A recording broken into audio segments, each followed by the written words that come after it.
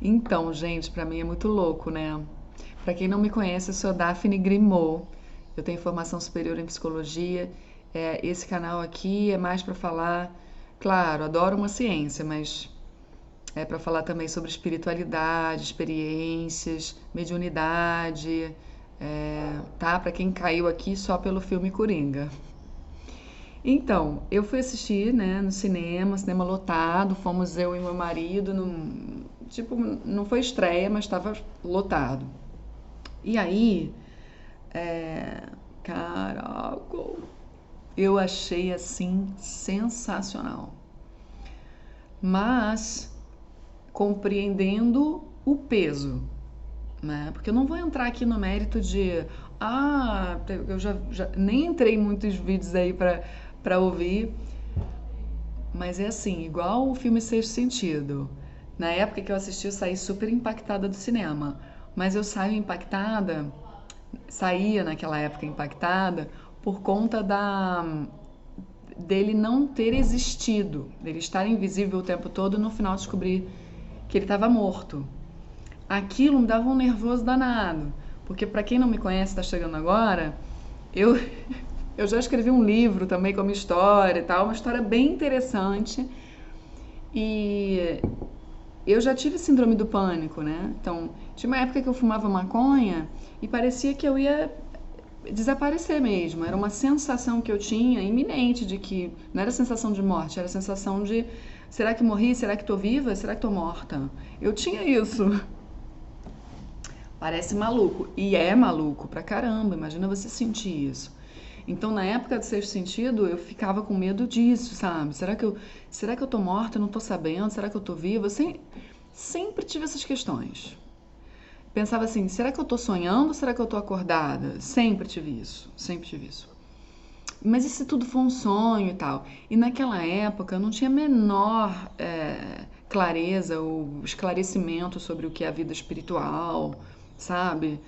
Não tô nem falando do mundo dos espíritos, não, gente, não entrando em mérito religioso. Mas quando você tem uma clareza da espiritualidade, coisas acontecem na sua vida que te dão a certeza de que tudo tem um sentido, um propósito, cara, acaba teus sintomas. Pode até levar um pouquinho de tempo, mas você vai indo ali, vai tomando de uma fonte, vai se abrindo e você se cura nas questões que você tinha muita dificuldade, porque elas eram baseadas num vazio, em outras conexões que você não tinha consciência e não tinha abertura para investigar, estava fora do seu campo de visão, porque você não acreditava em espírito, não acreditava em espiritualidade, não tinha nada disso. Então hoje eu posso falar sobre essas questões sem nenhum pudor.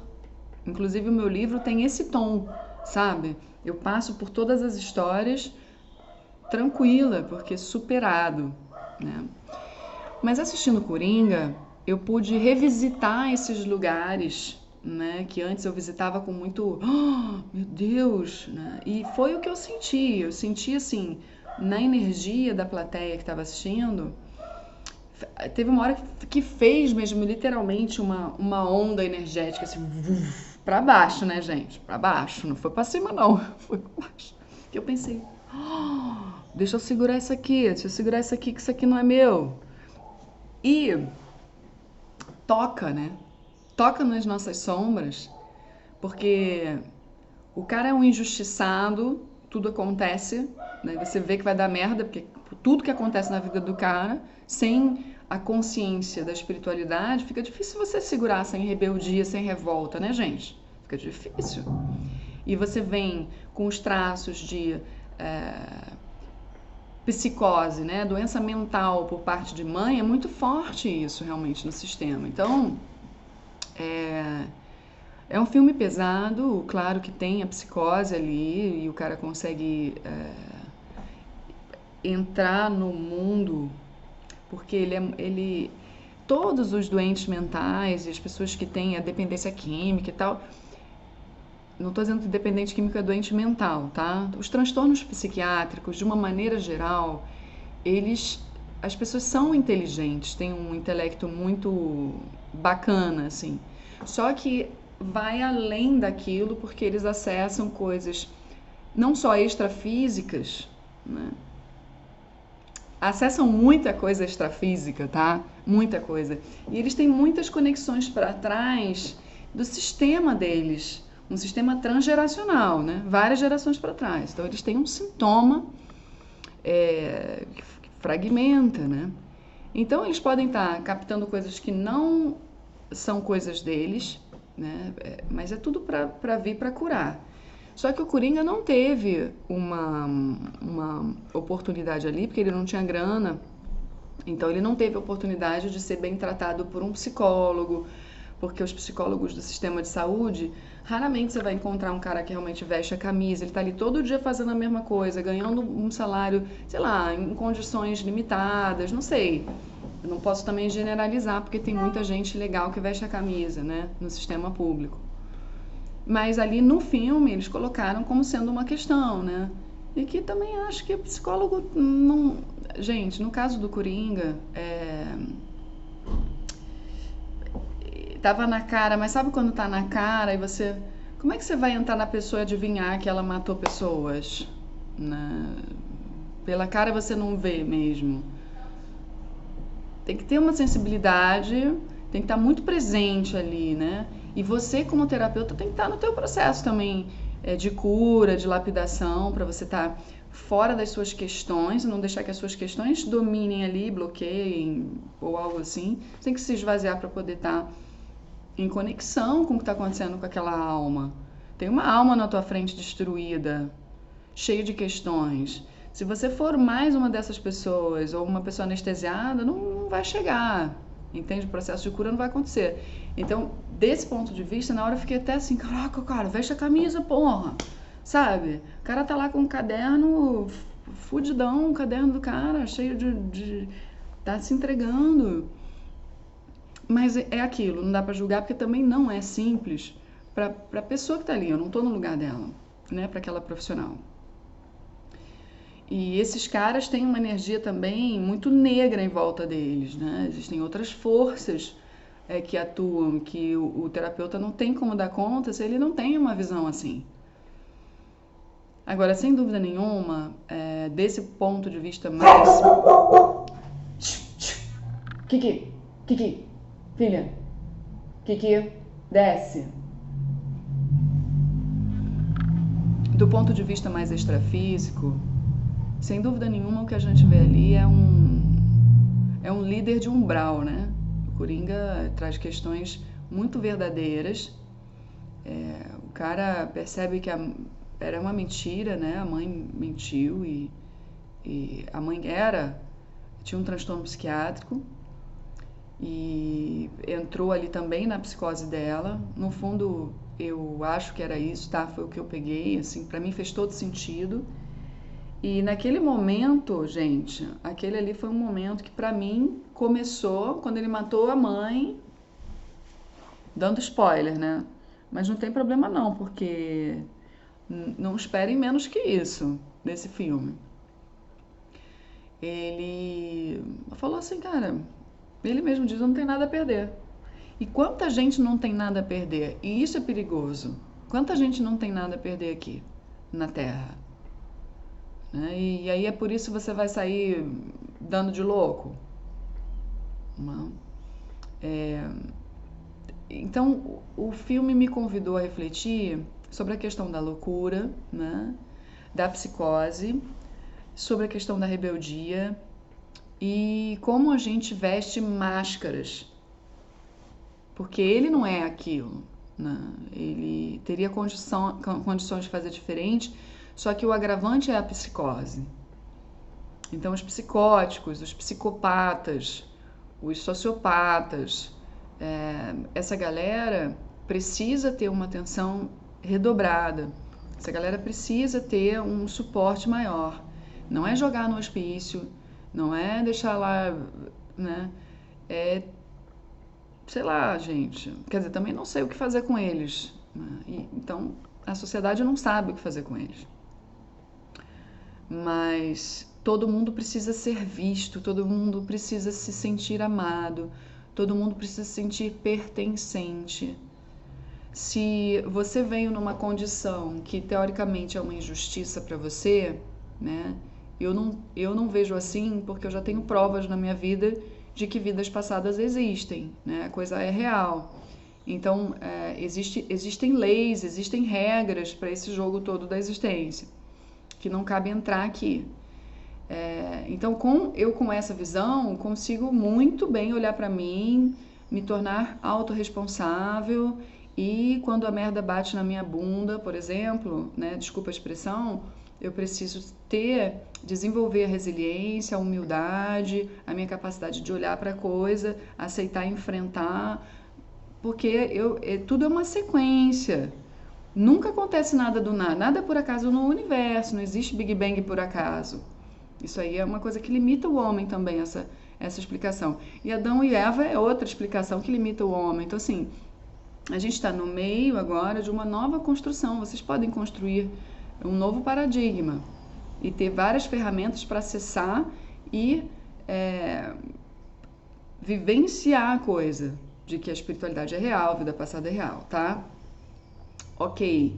Então, diante disso, eu vejo que a realidade dele, do Coringa, é uma realidade que, para quem não tem a visão espiritual, é cheia de injustiças e a psicose é algo que atrapalha muito. Só que é disso que o umbral tá cheio. Eu acho que para quem não tem a profundidade da vida, da existência, esse filme vai servir para pintar o cabelo de verde e se identificar com o Coringa, que é uma merda, né? E para os que estão mais querendo a profundidade, é pensar, cara, quantas pessoas não tiveram vidas passadas de injustiça e que vibram na loucura? Eu sou uma delas, isso é um fato, vocês já sabem, eu conto para vocês aqui. Então, assistir esse filme me trouxe esse impacto de, caraca, quanta gente aqui, principalmente no Brasil, não viveu histórias psiquiátricas graves, de ficar no mundo da mente, assim, tipo, confabulando contra o sistema, sabe? E aí depois tem vidas muito sérias e graves em hospício, e vidas muito sérias e graves numa época que ninguém acreditava, né, que acreditava que era coisa de possessão demoníaca. A gente já viveu histórias muito pesadas em relação ao mental. Então, a gente que se ligue, sabe, assistindo um filme desse, que a gente não é coringa, mas a gente tem traços, né? Todo mundo tem traços de ficar questionando o que aconteceu, que isso é injusto, que fulano não sei o quê, e aí vai lá, mata ciclano, falando mal dele, né? Porque hoje a gente não mata, né? Gente como eu e você, a gente não mata, mas a gente mata difamando, a gente mata falando mal, Por quê? Porque não aceita a realidade do outro, porque não aceita que aquilo seja pra gente, sendo que é o que o universo apresenta. Então é isso e acabou, meu amigo. Tem coisas que se apresentam que você não tem que questionar. É viver, olhar para aquilo, putz, que merda de situação, né? Mas através disso é o que tem para hoje. Então, como é que eu posso me melhorar? Se tá acontecendo uma sucessão de merdas tão grandiosas na sua vida, e assim, o caminho não é se rebelar, é buscar ajuda. Ah, se não consegue ajuda num lugar, vai pular para outro, vai pular para outro. Hoje a gente tem essa vantagem de muitos pontos de ajuda, de casas de caridade, de trabalhos voluntários, sabe? Tem muita opção de coisa. E o universo se aproveita, né? Você faz seu movimento e ele traz, você não tenha dúvida não. Ah, mas eu fiz um movimento, fui lá não sei aonde, não sei o quê, igual o Coringa, ficou lá na psicóloga e fechou a porta ali e é isso. A nossa vida não é trabalhar só, a nossa vida não é ficar de vingança, a nossa vida é muito mais do que isso. É movimento de um lado para o outro, de um lado para o outro. Vocês perceberam que a mãe do Coringa não saía de casa? O doente não sai de casa, né? E aí ele fica perdido na mente. Quem já tem tendência à psicose, psicotiza, vive um mundo que é fora da realidade mesmo. E quem é que gosta disso? Seres extrafísicos do umbral, né? Porque quanto mais alienados a gente tiver, loucos, melhor para eles. Porque aí é um assalto energético, menos um na fila da iluminação, digamos assim, né? Do bem, da prosperidade, da abundância, da fraternidade, da união, né? Então, o que eu vi ali no final do filme foi um umbral, né? E como a gente está cheio dessas falanges aqui, atuando. Então, a gente que se cuide muito. Porque tem muito louco por aí que tem um discurso que comove e que toca nas nossas mazelas anteriores até. Então é isso que eu falo. Chegou uma hora que eu vi a onda fazendo assim para baixo no cinema. Eu falei, porra, por uns instantes eu pensei, não devia ter vindo assistir esse filme. Por quê? São aberturas que a gente dá. Se a gente não tá muito bem, entra, sabe, uma semente. Entra uma semente. Então não permitam que essa semente entre aí. Permitam fazer a leitura crítica da coisa, né? Construtiva, iluminada. Foi exagerado? Foi exagerado. Foi pesado? Foi pesado. Mas é real. É real. Num nível espiritual, extrafísico, o que acontece é exatamente isso. Você pega uma desobsessão forte, a manifestação dos espíritos que estão aí bem enlouquecidos querendo fazer o mal, eles foram injustiçados e acabou. Vou acabar com a vida de todo mundo. Não tem o que perder, não tem um propósito. Para vencer esses caras, não é pedir para Exu vir levar. Às vezes mas às vezes não. Às vezes você vai precisar conversar com esses caras porque o mental deles é tão aguçado que só um mental muito aguçado também para ajudar ele a pensar e reverter aquele pensamento. Porque a gente raciocina errado com base no que a gente acha que é injustiça. Então eu saí muito reflexiva sobre isso. Como falta a integração da visão do espírito. As pessoas não sabem o porquê que estão aqui. A gente se pergunta, por que eu estou aqui? Para que eu estou aqui? Sabe? Fica muito na filosofia da coisa. A prática da filosofia que é importante. Senão a gente se perde no mundo das ideias, no mundo das ilusões, do eu acho que isso, eu acho que aquilo. E fica até cético, fica duro. E esses caras extrafísicos, tipo Coringa, eles trabalham no ceticismo mesmo, já desorientando e trazendo um racional muito poderoso. Então aí o sentido e o propósito tá na rebeldia. Você toma uma ideologia com a máscara de que você é o salvador, que você é o herói de uma sociedade mesquinha, que não pensa em ninguém, egoísta, não sei o quê. Temos problemas sociais inúmeros, óbvio, gente, óbvio, mas, cara, tá tudo no lugar certo. Isso, para você chegar nesse ponto com a tranquilidade no coração, você precisa ter tido muitas vivências dentro do extrafísico e mudanças em você, porque o resultado é em você. Então, buscar fazer coisas que possam te acordar para o real sentido da vida.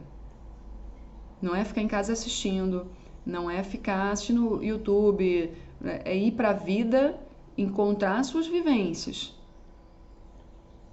Que nem eu fui com medo do caceta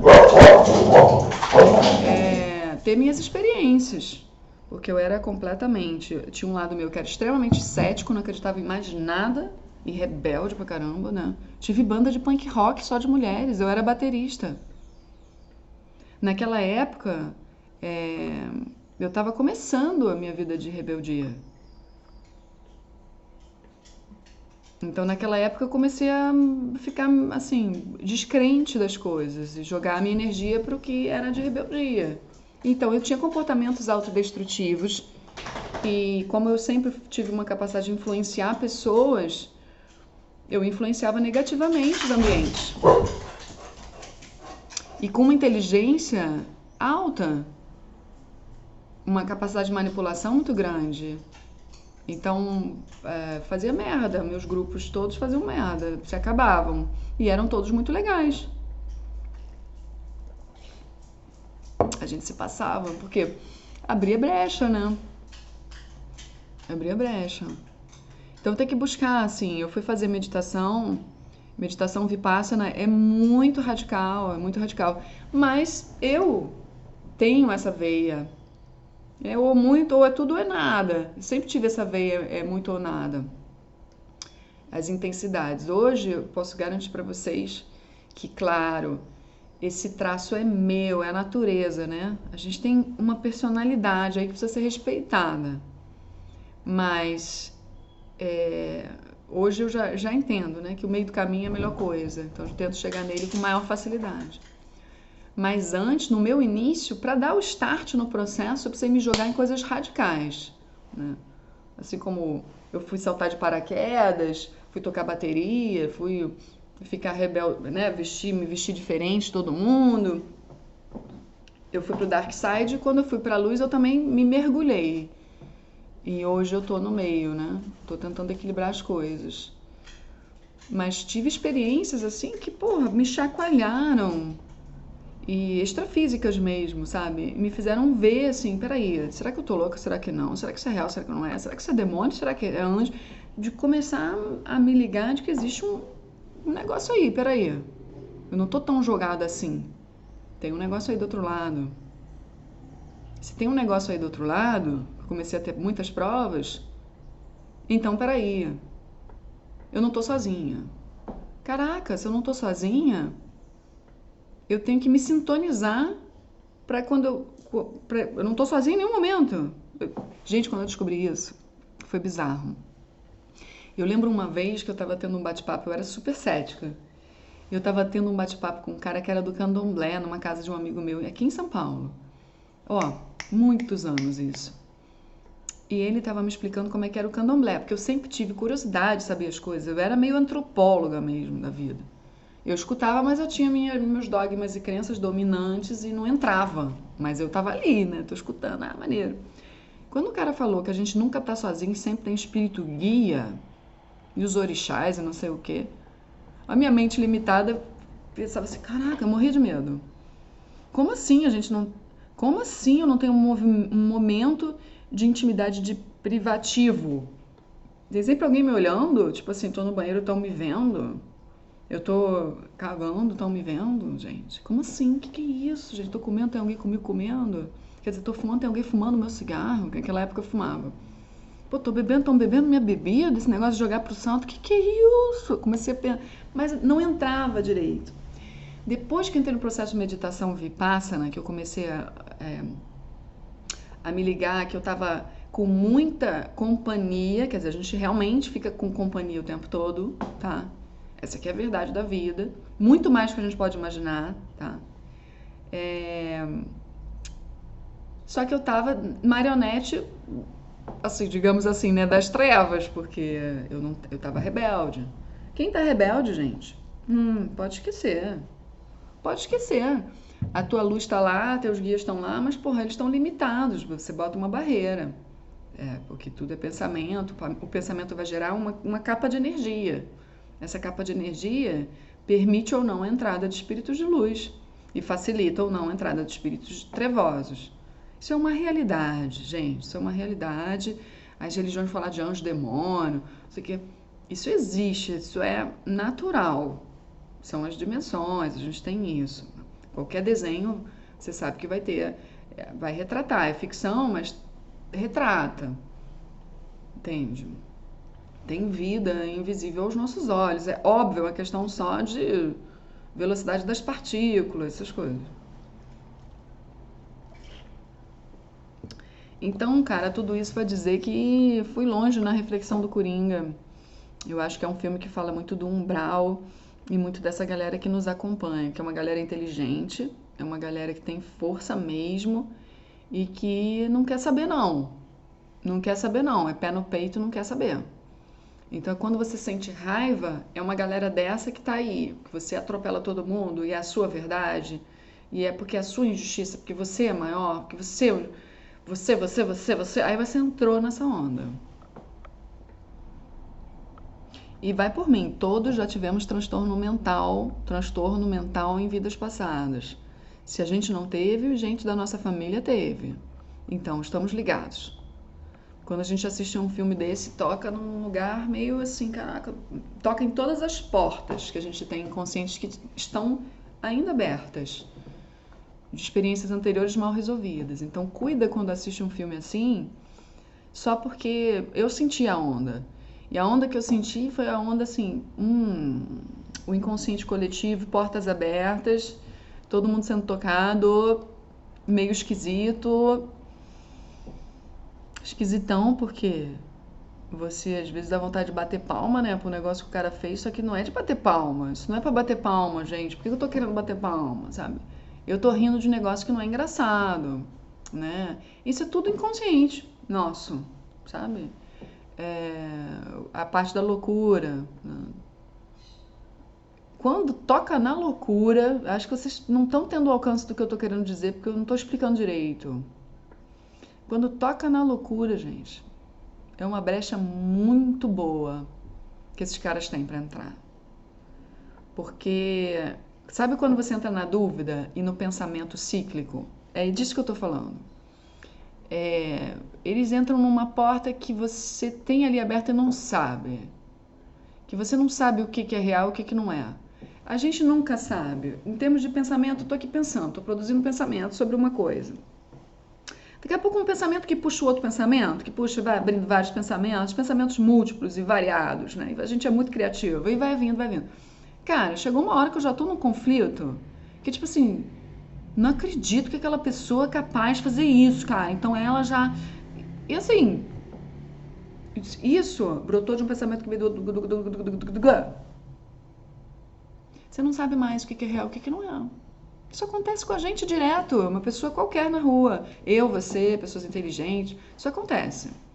Por quê? Porque é todo mundo louco. É isso que eu tô dizendo. É disso que eu tô falando. Onde é que os seres extrafísicos entram? No nosso mental. Na nossa loucura produzida pela nossa própria mente. O inimigo não tá dentro. A gente às vezes não precisa de uma pessoa para lembrar assim, essa é você, Daphne. Eu não tô te reconhecendo. Volta. Vira e mexe, eu falo pro meu marido, o que você acha sobre isso? Por favor, me ajuda, porque eu acho que fui demais. Eu tenho essa consciência. Pô, às vezes o pensamento vai. Opa, como é que faz pra voltar? Você senta para meditar, para isso você precisa saber meditar, porque senão você vai entrar numa meditação achando que é meditação e não é, você tá refém dessa história. E aí você ter pessoas, elemento terra do lado, para te lembrar, opa, olha aí, hein? Tá viajando. Sabe, gente? A loucura nossa de cada dia. É nessas loucurinhas que esses caras entram. E esses caras são loucos mesmo, louco de pedra. Eles estão, assim, obcecados, obstinados, com um firme propósito. Que é destruir você, quer destruir as relações, você quer, sabe, destruir o sistema. Isso não tem conserto. Claro que tem conserto. O que é isso? É claro que tem conserto. Inclusive o conserto tá na minha mão, na minha vidinha aqui pequena, não tá eu querer mudar o mundo. Eu vou, minha vidinha. O conserto é esse. Olha, a tranquilidade vem daí. Sei lá, se desconectar um pouco desse excesso de informação que a gente recebe, né, do mundo. Você repara que o Coringa tá toda hora ouvindo noticiário, ele tá ouvindo TV, a mãe tá vendo TV, abduzida pela TV. Então, quer dizer, vocês não acham que isso aí rola um impacto? E outra, o cara tava sempre querendo ir lá no programa da TV, dar entrevista, ser o cara, o comediante.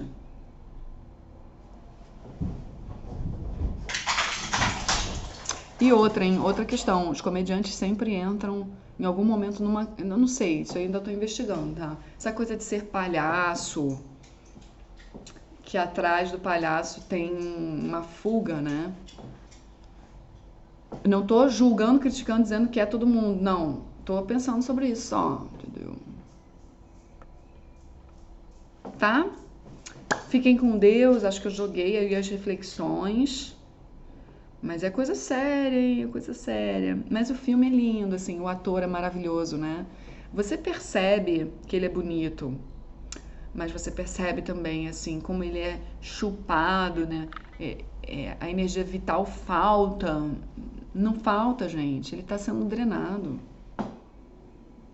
E outra coisa que o meu marido falou, muito bem falado, que eu não tinha pensado, que na hora que ele mata o cara e fica um anão ali olhando, gente, você pensa, aí ele ri, né?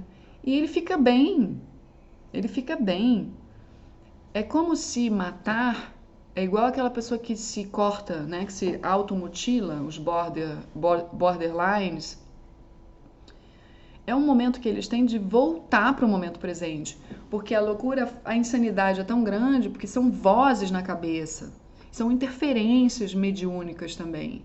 E as vozes dele, né? De confusão. Então, quando ele mata, ele volta para cá, ainda fica com a sensação de poder. Eu volto para cá, ainda aumento o meu poder? Caraca, vocês não viram que a hora que ele vai transar com a mulher, que aí ele entra nessa ilusão, né?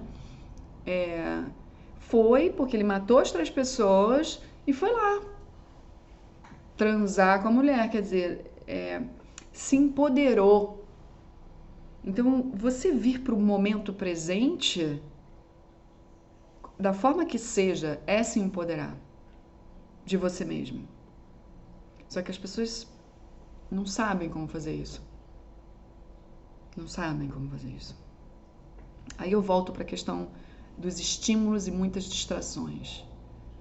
Uma aceleração do pensamento, uma aceleração geral.